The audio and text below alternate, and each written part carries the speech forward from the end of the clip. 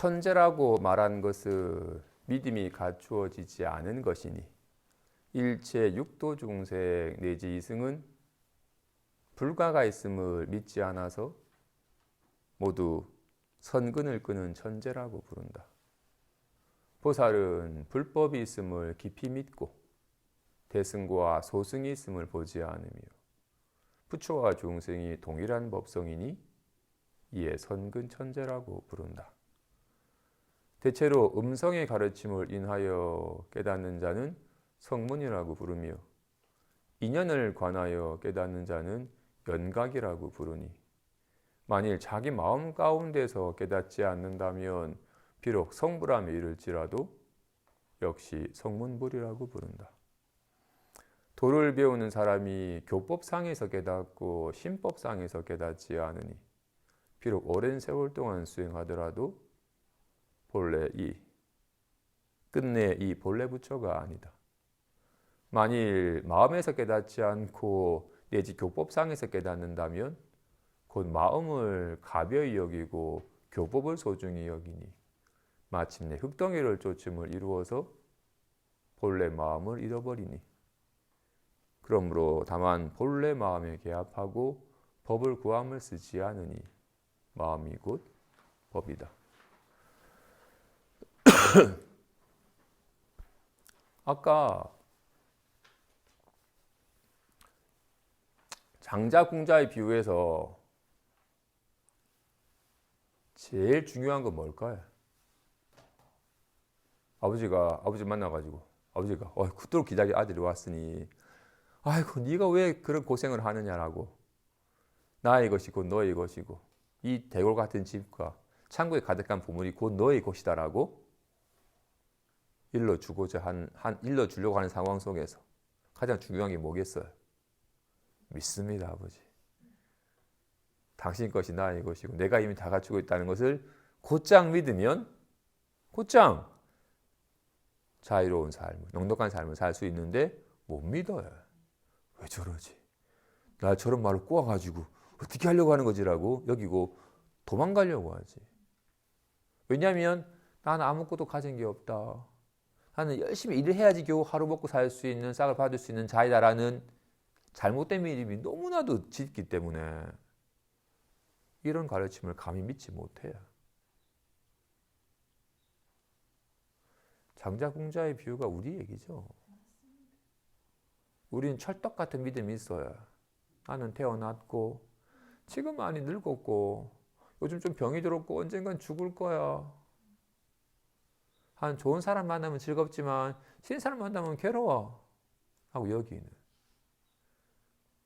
생로병사하는 몸과 희노애락하는 기분을 자신이라고 철떡같이 믿고 있어요. 인연 따라 왔다가 인연 따라 가는, 인연 따라 왔다가 인연 따라 사라지는 철떡같이 믿고 있기 때문에 야, 너의 진면목은 진짜 너는 생긴 게 아니야. 세월이 지났지만 주름지지 않았잖아. 이게 어떻게 사라지겠니? 기뻐해도 기뻐지지 않고 슬퍼해도 슬퍼지지 않잖아. 진짜로 이 허공 같은, 이 허공 거울 같은 마음이 너의 변면목인지라 부처와 다를 바가 없다라는 사실을 일깨워주고 싶어도 잘 못 믿어요. 그래서 그런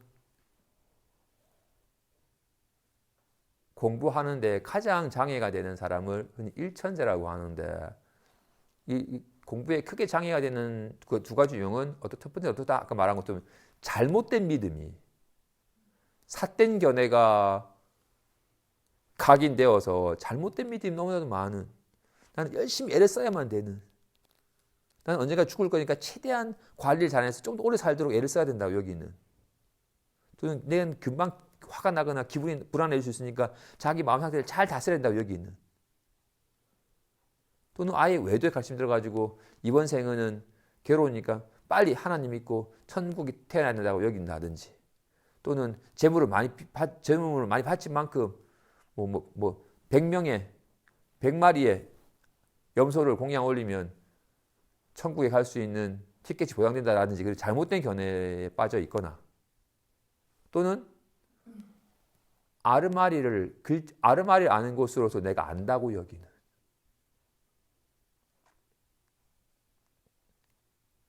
사람은 공부의 길에 접어들기 어렵습니다. 정말로 중생은 당연할 것이고 이승마저도 불과가 깨달음의 자리에 과위인 해탈과 열반과 진요와 불성이 이미 갖춰져 있음을 믿질 않아요. 내가 이렇게 타는 듯한 목마름과 화가 난 불길과 온갖 속박대가 자유롭지 못한 삶인데 나는 빨리 속박에서 벗어나서 해탈해야 되고 나는 빨리 불길을 꺼져버린 열반을 증득해야 된다고 철떡같이 여기지. 정말로 여기 불이 나면 법당은 타버리겠지만 허공은 안 타요. 화장을 해도 몸뚱이는 타겠지만 성품은 안 타요. 화가 확 나도 기분은 타겠지만 마음은 안 타요. 본래 열반이에요.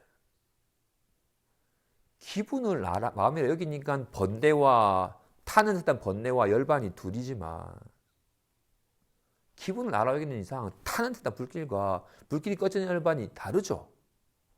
성품에는 타도 타질 않아요. 괜한 생각에 사로잡혀 속박된 줄 알지 망상에 사로잡힌 거였기 때문에 속박된 줄 알았지만 사실은 속박됨이 없어요. 본래 해탈이에요. 그렇게 진실로 불가가 그런 해탈과 열반과 보리와 정멸이 본래 갖춰져 있음을 믿질 않아요. 그래서 이미 스스로 성근을 끄는 천재라고 말을 하는 거예요. 당장 해가도 좀 불안한 마음 때문에 괴롭습니다. 어떻게 불안한 마음에서 벗어날 수 있습니까? 라고. 내가 지금 이 불안한 기분에 속박됐다 여기 때문에 해탈을 구했어요. 불안한 불타니 빨리 이 불길이 끄도록 애를 썼어요. 내가 그걸 풀어주고 내가 그걸 없애줄게. 내놔봐라. 했더니 불안한 마음이 없었어요. 괜히 있다고 착각하는 거였어요. 그래서 공부하는 사람은 딱 두 마디만 기억하면 돼요. 다만 있는 것을 비우고 없는 것을 있다고 여기지 말라. 철떡같이 있다고 여긴 것을 한번 후 비우면 본래 없음을 괜히 없는 걸 있다고 착각한 것이었음을 깨달으면 돼요.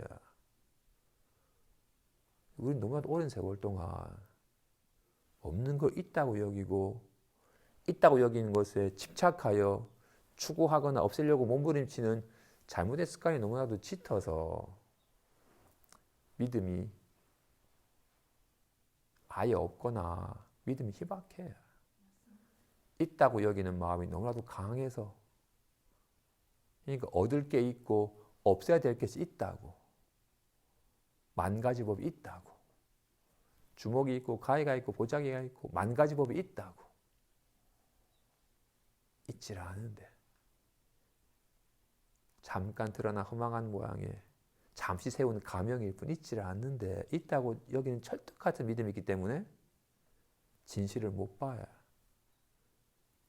좋아하지도 않고 나빠지도 않고 무엇에도 걸림이 없다는 사실을 모양에 집착하는 마음 때문에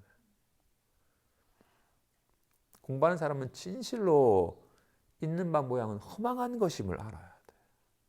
허망한 것임을 알면 모양이 허망한 줄 알아서 모양이 머무르지 아니하면 진실을 봐요. 하트가 하트가 아니고 주먹이 주먹이 아니를 보면 손을 보는 거예요. 온갖 것으로 드러나지만 무엇도 아닌 둘이 아닌 성품을 보게 돼. 보살은 이렇게 불법이 불가가 이미 본래 갖춰져 있다. 이 대승과 소승은 방편으로 세운 것이지 따로 있는 게 아니다. 부처도 중생도 통일한 법성이다라는 것을 확연히 믿는 선근을 갖춘 입니다.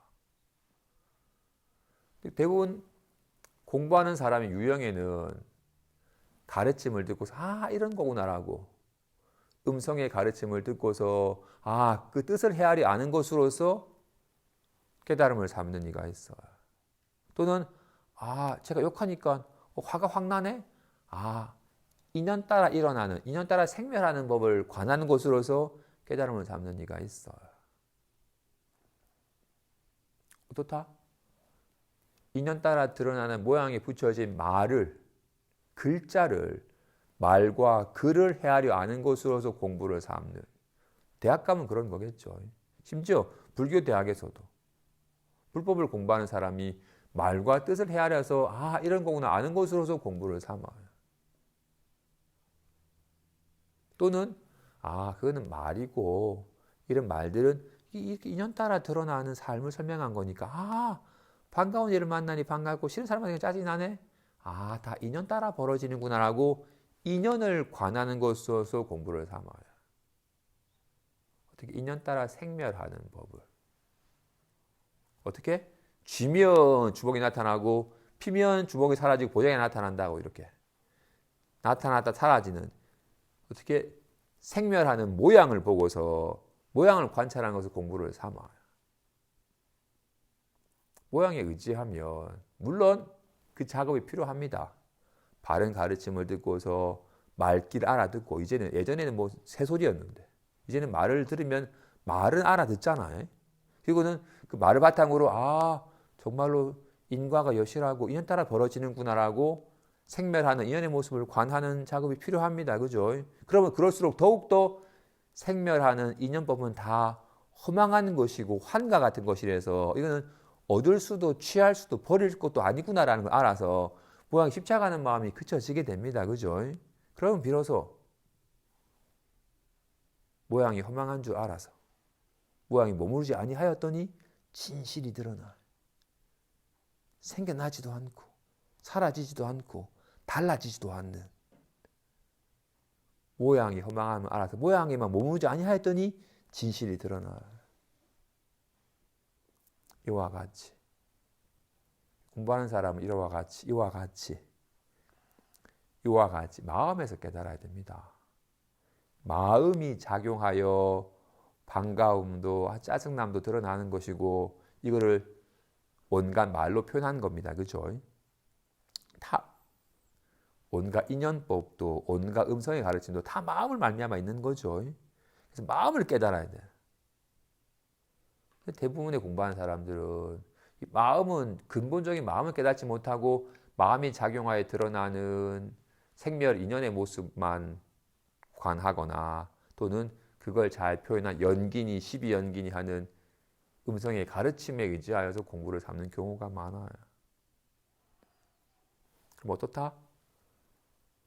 공부한 도를 배우는 사람이 이 교법상에서 깨닫고 신법상에서 깨닫지 아니하면 아무리 오랜 세월 동안 수행하더라도 끝내 본래 부처가 아니다. 본래 마음이 아니다.